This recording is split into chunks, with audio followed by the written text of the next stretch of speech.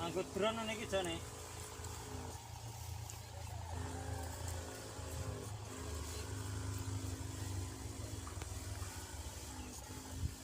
Maupun umbi itu kalau misalkan petani mau apa ya istilah mau cari itu di bulan-bulan berapa Pak yang benar-benar siap tua dan siap untuk dibudidayakan? Kita di pulau mana Ya. dan kita di kabupaten mana. Kalau kita berbicara di Ponorogo, berarti kapasitas kita Ponorogo gitu kan ya. Ya, mungkin ya, Karena mungkin di Ponorogo untuk musim dorman itu rata-rata di bulan Mei, Juni, berarti kita mengambil benih yang bagus itu di bulan Juli akhir atau awal Agustus. Kalau memang mampu untuk bertahan di bulan-bulan September itu sudah siap untuk benih. Lanjut, karena tidak tahu itu mengadakan benih. Nah, benih kita agak rusak gitu. Gimana cara kan sudah keluar modal kalau tidak ditanam kan eman-eman ya. Nah, itu memperbaiki supaya tidak terlalu apa ya, nggak terlalu Rugi banyak. busuk, nggak terlalu rugi banyak lah istilahnya. Seperti itu gimana cara merawatnya agar tidak Itu semakin dikeringkan saja itu, tapi kemungkinan untuk istilah berhasil itu ya 50-50 mas. nah, gitu. Ya daripada terbuang gitu toh. Ya, Ya daripada terbuang kasih fungisida, bisa mipcinka, bisa ditan, kasih fungisida nanti dijemur langsung setelah kering nanti ditanam aja, diamankan di lahan. terima kasih untuk Pak. Ya ya betul mas, ya ya. Assalamualaikum warahmatullahi wabarakatuh. Waalaikumsalam. Ya, ini saya minta tanya Pak Mun, itu masalah penanaman yang bagus itu gimana? Yang dimaksud penanaman yang bagus mungkin Waktunya atau menanam, waktu atau menanam yang waktu bagus. penanaman. Iya, iya. Kalau tergantung mas, kalau memang musim hujannya itu stabil, Iya. kan untuk biasa musim penghujan datang di bulan November ya, Iya. kadang, tapi kan bisa jadi maju atau mundur. Jadi untuk penanaman kalau saya 1 bulan sebelum turunnya hujan itu bibit sudah kita tanam. Nah untuk apa itu benih yang dari bubil itu kita tanam tertutup tanah kisaran 5 cm sampai dengan 7 cm. Iya, iya. Karena apa? Kalau kita harus menutup, kalau nanti kelihatan itu sulit sekali untuk tumbuh. Bila mana nanti terjadi tumbuh, akarnya pun kena sinar matahari rusak. Ya. Yang lebih bagus 7 cm karena apa? Kena erosi air hujan itu nanti kan terjadi kena air hujan erosi. Akhirnya tutup itu tanah yang dulunya 7 cm bisa jadi tinggal 3 cm atau 4 cm. Itu. Kalau untuk bubil yang lebih baik itu ditutup dengan jerami. Biar tidak kena panas. Kalau ditutup dengan jerami nanti tumbuhnya itu bisa total bersamaan. Itu kalau bubil. Untuk umbi yang pakai umbi kalau tergantung umbinya besar atau kecil. Kalau yang umbi sekilo C3 ke bawah, Ya, ukuran 1 kilo. itu kita tutup. Kalau saya ini tanah kita gali, ya setelah kita gali nanti kita tabur yang namanya sekam bakar. Iya. Ya kisaran 1 takaran lah, 1 takaran. Nanti setelah dikasih sekam bakar kita tutup dengan tanah kisaran 1 atau 2 cm. Setelah itu baru benih itu kita taruh di lubangnya itu. Setelah ditaruh nanti kita tutup dengan tanah yang betul-betul sudah kita gemburkan tanah itu. Jadi dibikin betul-betul gembur.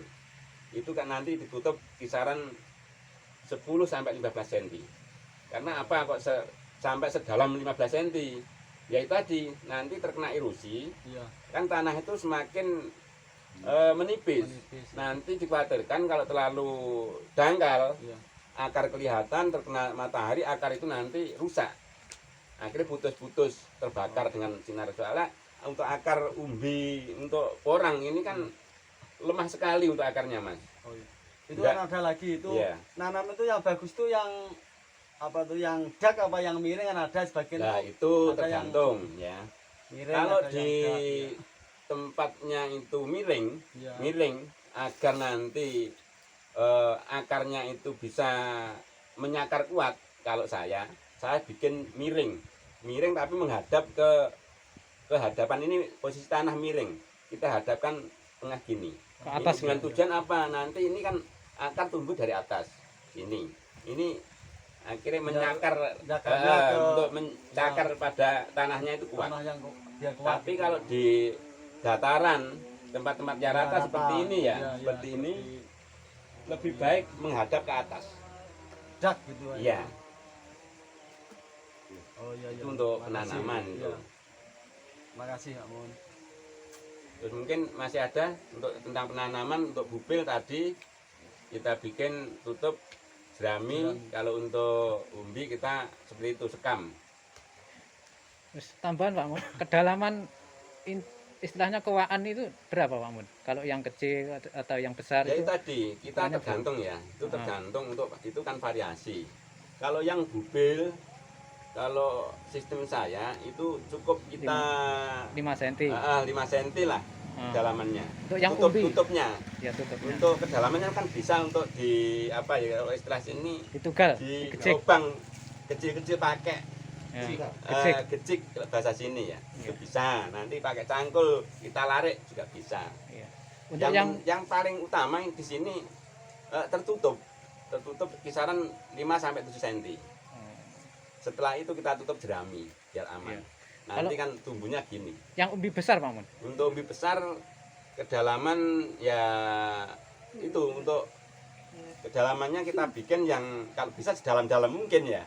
Karena apa untuk orang gerak lebih leluasa itu nanti kemungkinan untuk pertumbuhan umbi itu kan lebih mudah.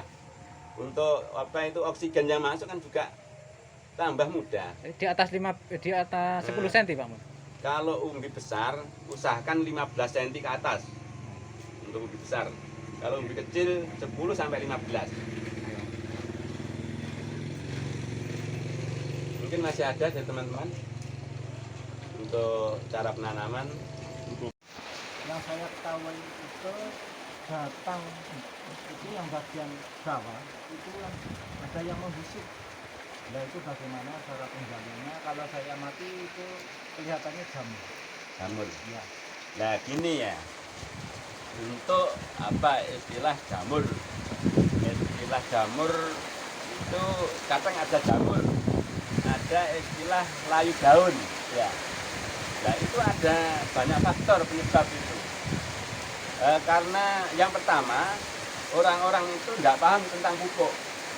Karena ingin tanamannya itu segera tumbuh bagus, ya, tanamannya segera bisa dilihat subur. Biasanya orang disuplai pakai kimia. Ya, akhirnya karena over kimia, over suplai istilah nitrogen, ya, akhirnya akar nggak mampu untuk menahan. Nah, dari akar nggak mampu menahan dampak dari nitrogen over nitrogen tadi, akhirnya daun kelihatan layu, terjadi lubang-lubang, terbakar, ya toh. Nah itu yang pertama.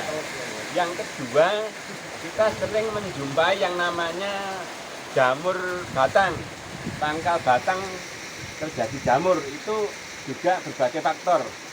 Itu bisa disebabkan karena curah hujan tinggi. Ya. Nah, di setiap musim pasti terjadi masa-masa curah hujan tinggi. Untuk antisipasi sebelum terjadi curah hujan tinggi, kita harus melakukan penyemprotan fungisida. Fungisida kita cari yang bersifat sistemik. Jangan yang kontak, tapi yang sistemik untuk pencegahan. Kalau untuk membunuh langsung, nah itu kan kontak. Ya toh. Tapi kalau yang sistemik nanti kan masuk di daun masuk ke organ tanaman. Itu nanti kan bisa untuk istilah kekebalan tanaman. Jadi kalau memang sudah terlanjur terjadi, lakukanlah itu penyemprotan yang kontak langsung. Jadi pakai fungisida yang kontak. tapi berulang-ulang. Di situ kan banyak dari merek apa-apa saya tidak bisa menyebutkan ya, karena terlalu banyaknya merek fungisida. Itu nanti kita lakukan berulang-ulang sampai sembuh. Kalau sudah sembuh baru kita hentikan. Itu yang paling pokok, kita mengadakan pencegahan. Lebih baik melakukan pencegahan daripada mengobati. Mencegah lebih baik daripada Betul Pak Mun. mengobati. Betul. Setuju. Itu.